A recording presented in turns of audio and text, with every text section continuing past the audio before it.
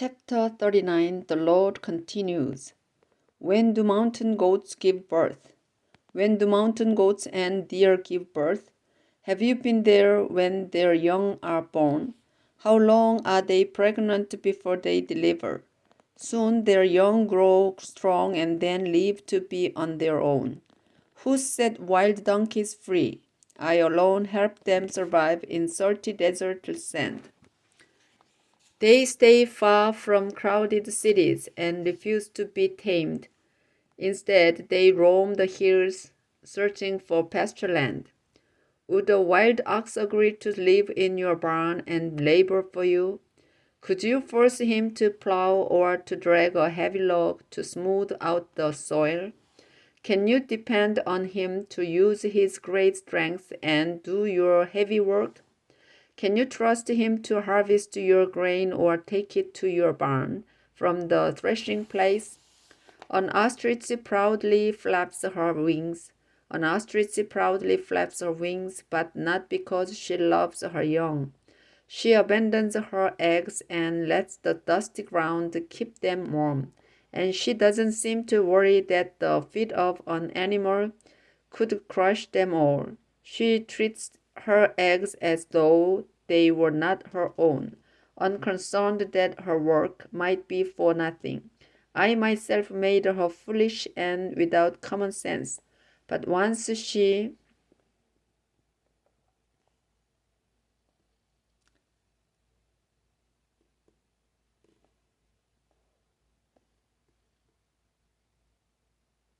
starts running, she laughs at a rider on the fastest horse.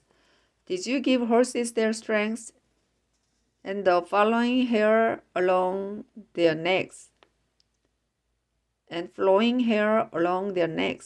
Did you make them able to jump like grasshoppers or to frighten people with their snorting? Before horses are ridden into battle, they paw at the ground, proud of their strength. Laughing at fear, they rush towards the fighting, while the weapons of their riders rattle and flash in the sun. Unable to stand still, they gallop eagerly into battle when trumpets blast. Stirred by the distant smells and sounds of war, they snort in reply to the trumpet. Did you teach hawks to fly south for the winter? Did you train eagles to build their nests on rocky cliffs, where they can look down to spot their next meal? Then their young gather to feast wherever the victim lies. God's second speech and Job's responses. Chapter 40. The Lord continues, I am the Lord all-powerful. But you have argued that I am wrong. Now you must answer me. Job said to the Lord, Who am I to answer you? I did speak once or twice, but never again. Then, out of the storm, the Lord said to Job, Face me and answer the question I ask. Are you trying to prove that you are innocent by accusing me of injustice? Do you have a powerful arm and a thundering voice that compare with mine?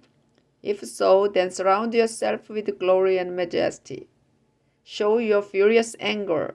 Throw down and crush all who are proud and evil. Wrap them in grave clothes and bury them together in the dusty soil. Do this, and I will agree that you have won this argument. I created both you and the hippopotamus. It eats only grass like an ox. But look at the mighty muscles in its body and legs. Its tail is like a cedar tree, and its thighs are thick. The bones in its legs are like bronze or iron. I made it more powerful than any other creatures, yet I am stronger still. Undisturbed, it eats grass, while the other animals play nearby. It rests in the shade of trees along the river bank or hides among reeds in the swamp. It remains calm and unafraid, with the river Jordan rushing and splashing it in its face.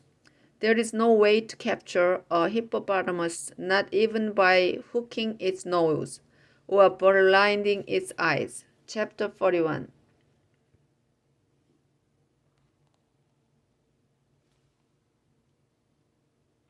The Lord continues, can you catch a sea monster? Can you catch a sea monster by using a fish hook? Can you tie its mouth shut with a rope? Can it be led around by a ring in its nose and a hook in its jaw?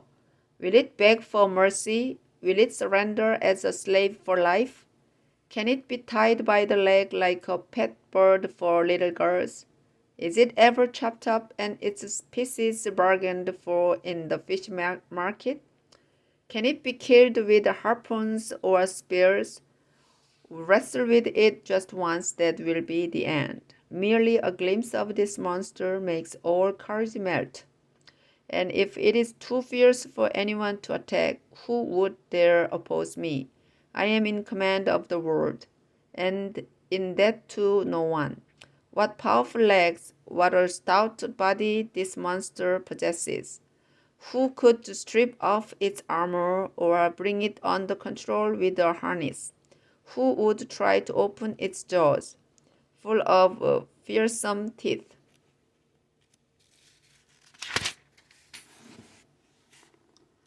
Its back is covered with shield after shield, firmly bound and closer together than breath to breathe.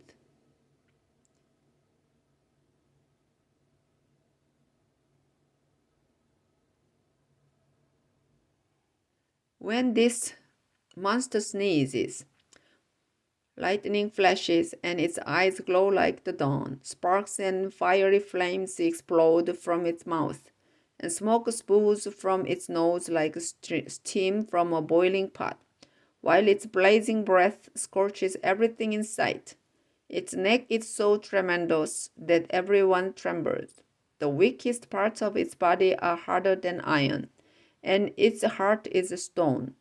When this noisy monster appears, even the most powerful turn and run in fear.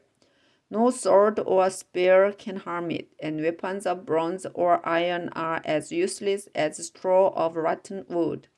Stones thrown from a sling cause it no more harm than husks of grain. This monster fears no arrows. It simply smiles at spears, and striking it with a stick is like slapping it with a straw. As it crawls through the mud, its sharp and spiny hide tears the ground apart, and when it swims down deep, the sea starts churning like boiling oil, and it leaves behind a trail of shining white foam. No other creature on earth is so fearless. It is king of all proud creatures, and it looks upon the others as nothing. Chapter 42. Job's reply to the Lord. No one can oppose you, Job said. No one can oppose you because you have the power to do what you want. You asked why I talk so much when I know so little. I have talked about things that are far beyond my understanding. You told me to listen and answer your questions. I heard about you from others. Now I have seen you with my own eyes. That's why I hate myself and sit here in dust and ashes to show my sorrow. The Lord again blesses Job with health, wealth, and family. The Lord corrects Job's friends. The Lord said to Eliphaz, what my servant Job has said about me is true, but I am angry with you and your two friends for not telling the truth. So I want you to go over to Job and offer 7 bulls and 7 goats on an altar as a sacrifice to please me. After this, Job will pray, and I will agree not to punish you for your foolishness. Eliphaz, Bildad, and Zophar obeyed the Lord, and he answered Job's prayer. A happy ending. After Job had prayed for his 3 friends, the Lord made Job twice as rich as he had been before. Then Job gave a feast for his brothers and sisters and for his old friends. They expressed their sorrow for the suffering the Lord had brought on him, and they each gave Job some silver and a gold ring. The Lord now blessed Job more than ever. He gave him 14,000 sheep, 6,000 camels, 1,000 pair of oxen, and 1,000 donkeys. In addition to 7 sons, Job had 3 daughters whose names were Zemama, Kezia and Karen Hapuk. They were the most beautiful women in that part of the world, and Job gave them shares of his property along with their brothers. Job lived for another 140 years, long enough to see his great grandchildren have children of their own. And when he finally died, he was very old.